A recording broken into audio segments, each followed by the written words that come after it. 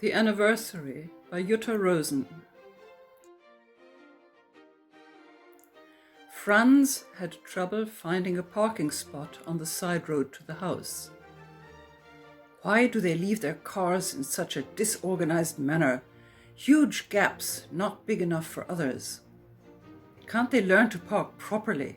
He finally found a slot for the big Austin Cambridge and reversed in cautiously, laboriously turning the big steering wheel. His tummy rumbled. I hope Una got back from college in time to make lunch. He opened the small garage door at the back and made his way up the garden path. It was a dry, overcast day. The apple trees were loaded with small apples, promising a great harvest.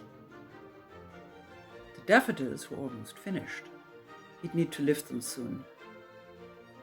The peonies were flowering in full spate, fluffy globes of pink, maroon, and snowy white, a kaleidoscope of changing hues.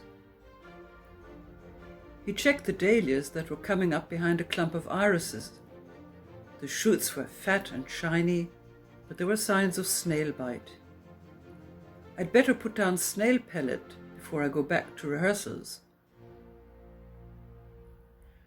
Brown wooden clothes pegs at regular intervals secured 4 white shirts to the line in an orderly manner. Of course, it's Wednesday. Beyond the neat array of shirts were his socks, and there were some sheets as well, wafting aimlessly in the breeze. Between the shirts and the sheets, a lady's frock hung limply, a pale blue garment with a pink floral design. Franz felt one of the sheets. It was still damp. He hoped it wouldn't rain. He turned to the roses under the back window. They were coming on splendidly. Peace was producing a lot of buds, and Ophelia was already carrying one perfect snow-white blossom. He bent over to inhale its pure scent. Lovely. It had been Ava's favorite. A pleasant aroma of cooking greeted him as he entered the kitchen. "Hello," he called. "I'm home and starving. What have you got, Mouse?" Una had her back to him, busy doing something with a frying pan at the old gas stove. The flowered, worn apron she was wearing was tightly secured around her waist and only slightly detracted from the slimness of her figure, which was well set off by a light grey jumper and navy blue slacks. Franz's heart jumped when he saw her like this. Her pale brown hair was dishevelled. The clips holding it back hung loosely, and when she turned to him, smiling, he found himself looking into his own grey eyes. "It's just ready," she said. "Can you set the table? We don't need any knives, just forks and 2 serving spoons." Una brought the meal to the table on a tray.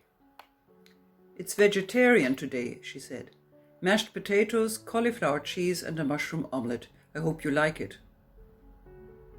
Franz looked at the plates. He pushed his fork away. "Couldn't you have got some chops too?" he asked. "Far too much meat," snapped Una. "A roast every bloody Sunday, and meat stews, meat casseroles, fries all week. It's not healthy." "What's wrong with a roast every Sunday?" her father retorted angrily. "We didn't get a roast every Sunday when I was your age, I'm telling you. You don't know how good you have it here." Una flushed but said nothing. Franz reached for the potatoes and slapped a liberating helping onto his plate. The gnawing in his stomach needed to be satisfied. Una helped herself to the cauliflower cheese.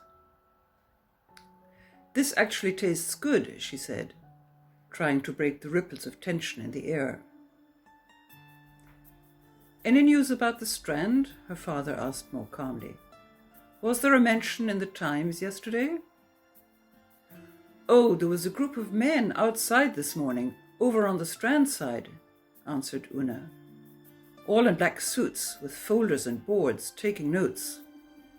"Engineers?" asked Franz. "Not sure," said Una. "Hope they're not still thinking of building a motorway out there." Franz cut a slice of the omelette and piled up his plate with the cauliflower cheese, his desire for meat a forgotten memory. "We could get this Save Our Strand placard out of the garage," said Una, "and put it back in the front window upstairs. It's still there from when Mammy was on the committee." A leaden silence fell. Franz stopped chewing and stared at his plate, his fork in mid-air. Una poked a glob of cheddar aimlessly around her plate for what seemed an age, before lifting it to her mouth. Her father sighed, then finished his meal. He rose from the table. "Thank you," he said, as he always did at the end of a meal. "That was nice." He stood up and took his plate to the kitchen sink. "I think I'll make myself a ham sandwich," he said. "I'm still a bit hungry." It was drizzling steadily when Franz came home at 6. Again he meandered through his garden towards the house. The rehearsal had gone well. The choir had grasped the intricate Bach very quickly, and Mary's solo was excellent. She was really very good. Geoffrey had been difficult again, trying to out-sing Pat in the ensemble, and blaming Pat for the imbalance. He had put Geoffrey in his place with a sharp word that had reduced the whole group to silence. The radio recording on Friday would go well. His working day was far from over. This evening he had 2 pupils coming, and after that he had to prepare next week's program. And there was all that administrative work to deal with. Correspondence had piled up on his desk, waiting to be answered. The tour to the continent in November beckoned. Arrangements had to be made. That was urgent, and he couldn't delay it any longer, even though there were still some problems about the budget. He'd need to get in touch with Sarah in accounts again.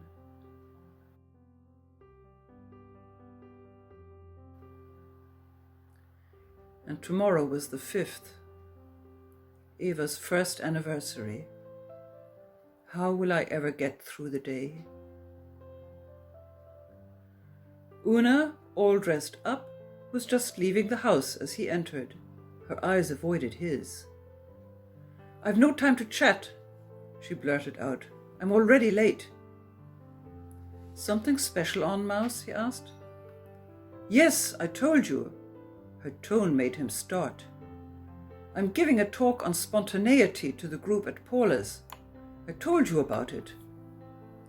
Paula was Richard's stepmother. "I'm sorry, I forgot," Franz said shortly. Trying to remove any trace of irritation from his voice, he added, "Have a good time, and good luck." As she rushed down the path, he called gently, "Don't be late back." She threw him a furious glance, banged the gate noisily behind her, and disappeared down the road. Bad-tempered little bitch, always so moody. Why had he never noticed it before? It had been much easier in the past. She was so balanced, really sweet. Of course, Eva was there then. She looked after the child. That was her job, after all. He had been much too busy. Eva was the one who got up at night, read her stories. Eva had dealt with the problems. Eva had encouraged her to do her homework. Eva had packed her lunch and made sure she got out of the house on time in the mornings. He'd only got involved when the school reports came in. Una's reports were always excellent. She was a model student. When she got top of her class, he rewarded her with a half-crown. He was the provider, not the one to get involved with the child's day-to-day activities. On Sundays during the summer, they went on family outings to British Bay or to the Wicklow Mountains with a picnic. In winter, there were walks in the pine forest or on Glen Smole. These were the only occasions when he'd spent quality time with his wife and child. They had got on well together. Now everything was broken.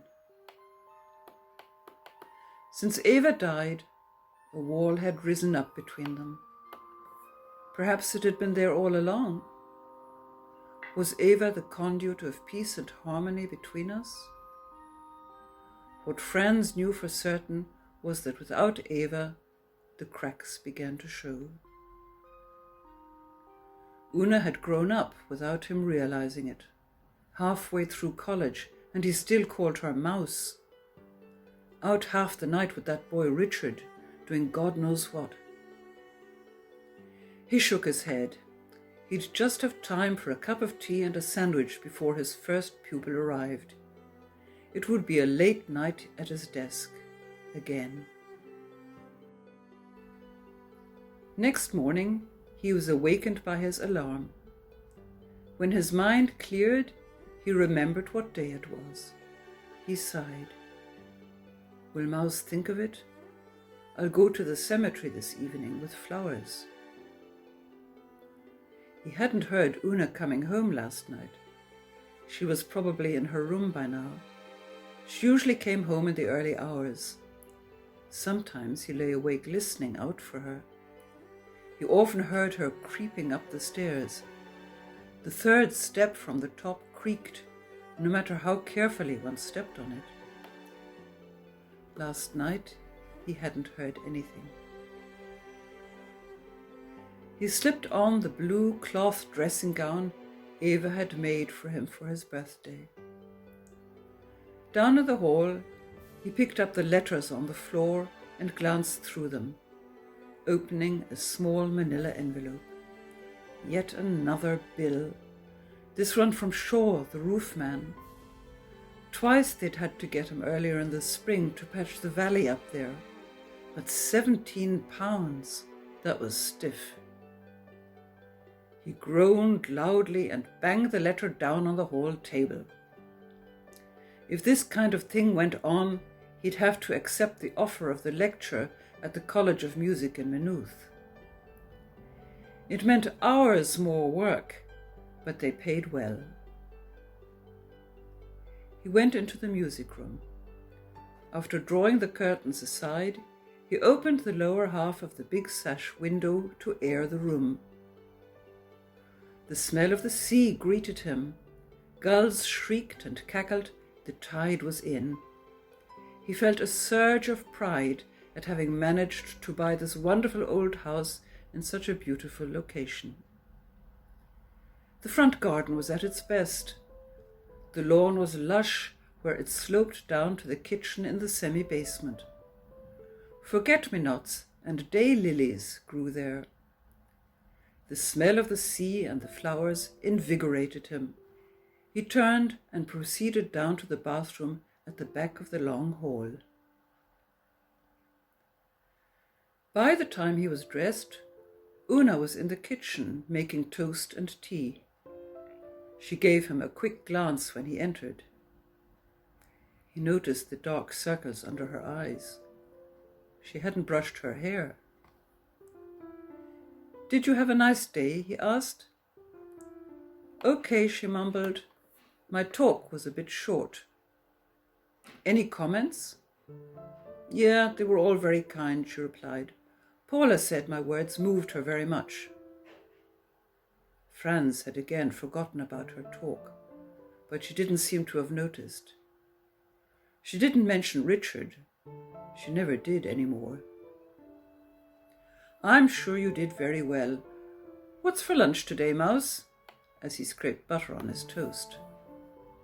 "I've a lecture at 11 and another at 2, and I've a paper to start for a tutorial next week, so I'll be in the library in the afternoon. I won't be able to come home for lunch. Can you pick up some chops on your way home and fix something for yourself?" "Of course," said Franz. "Don't worry. There's plenty to eat in the fridge. I'll be fine." She hasn't remembered. He was out in the back garden when she came to say goodbye before leaving. She put her arm round his neck and pressed her cheek to his. "See you later," she whispered, and he could tell that she'd been crying. He kissed her cheek. She gave his arm a squeeze, and then she was gone. Later, as he prepared to leave, he went to the music room to close the window. He looked out. He was horrified to see two deep holes in the grass at the top of the slope opposite the window, where the ground fell down to the kitchen level. "My God's sake," he roared. "My lawn's ruined. Those damned dogs have been in again. Who left the gate open?" He stormed out of the house, banging the door behind him. He was still furious in the car, and when he nearly rammed a bicycle, he blew his horn at it. He pulled himself together. What a day! Today of all days. It wasn't just the holes in the garden. It was all the work and the situation between him and his daughter. It was getting too much for him. He would have to think of something. What would Eva have done? The morning passed quickly. Does the choir know what day it is? The rehearsal went very well, and everyone was cooperative and kind. Franz's mood was better when he returned home for lunch. On his way through the garage, he picked up a trowel, a rake, and a spade. He took a closer look at the holes. The sharp backs of 2 heels had gouged out 4 inches of soggy black soil, squidging it forwards in a glistening clump mingled with broken blades of spring grass. 3 feet away, a greasy skid mark led to the path, its gravel scraped aside by another skid near the gate. Someone has jumped onto the lawn, but from where? Franz turned and gazed upwards towards the windowsill of the music room window. Who could have done that, and when? He thought about it while filling in the holes and flattening the surface. Obviously it had happened this morning when the window was open. He stopped what he was doing. This morning? While he was in the bathroom? Or when he was in the garden, Mouse putting her arm around him and kissing his cheek? A distraction? To give Richard a chance to escape? "Well, I'll be damned," he exclaimed aloud. He threw back his head and laughed. "The rascal," he said, "the young rascal." He put his garden tools in the shed, and he was still smiling when he went into the kitchen. He filled the kettle with water, and while he was waiting for it to boil, his mind filled with memories of his own escapades as a youth. He had had a good run for his money, until at the age of 34 he met Eva. As soon as he saw her, he knew that she was the only woman he wanted to spend the rest of his life with. Una must have the same feelings for Richard, he thought. A handsome, tall, dark-haired young man, athletic as well, to make that leap from the music room windowsill. Before he drove back to the studio, He picked the loveliest flowers the garden provided on this mild spring day, including 3 half-open blossoms of peace and, of course, the Ophelia, and set them in a vase for later. He came home earlier than usual, at 5:30. Una gave him an apprehensive look. "Tea's made," she said. They drank from their cups in silence. "I was planning on taking those flowers to the cemetery," Franz said, pointing to the bouquet he had picked earlier. Una said, "I'm coming too." He was pleased. They drove in silence to the little cemetery at the foot of the Dublin Mountains. They had planted heather on the grave, and it swayed gently in the evening breeze. Franz clipped it back a bit and pulled out some weeds. He handed the flowers to Una. She put them into the jar and set it against the granite headstone. Neither spoke.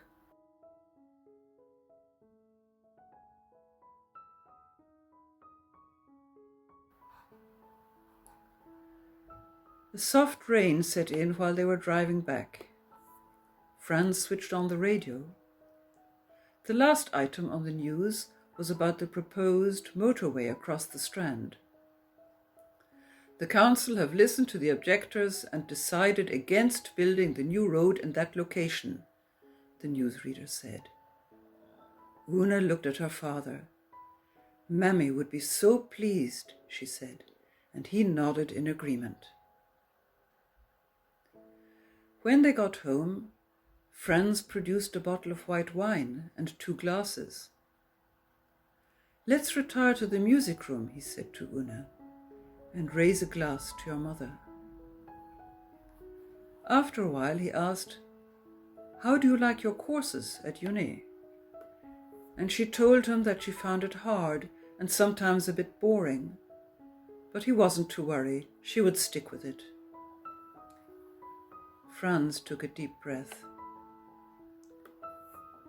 "I want to talk to you about yourself and Richard," he said bravely, and her face went bright red.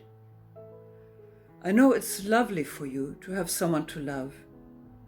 You need this love and comfort now, and I remember clearly how I fell in love with your mother and wanted to be with her all the time. So I think I know how you feel about Richard. It's only natural. Don't try to hide it from me." He paused. Rain was beating against the window as if it wanted to come in and couldn't. Una sat immobile. She hardly seemed to be breathing. Franz continued, "All I ask is that you let me know what your plans are. And I want you to realize that if you ever need help, you can come to me. Your mother would have been much better at this than I am, but I'd like to do my best.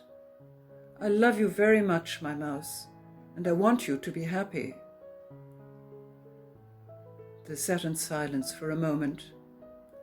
Then Una got up and walked over to him and put her arms round his shoulders and leant her brown head against his grey one. "Thank you, Daddy," she said. "What for, Mouse?"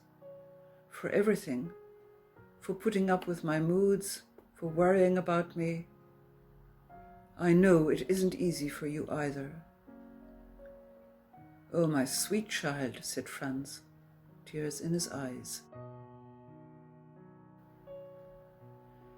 After Una had gone to bed, Franz filled another glass of wine and took it with him up to his study. This difficult day had ended better than he could ever have expected, and he knew he was about to do the right thing.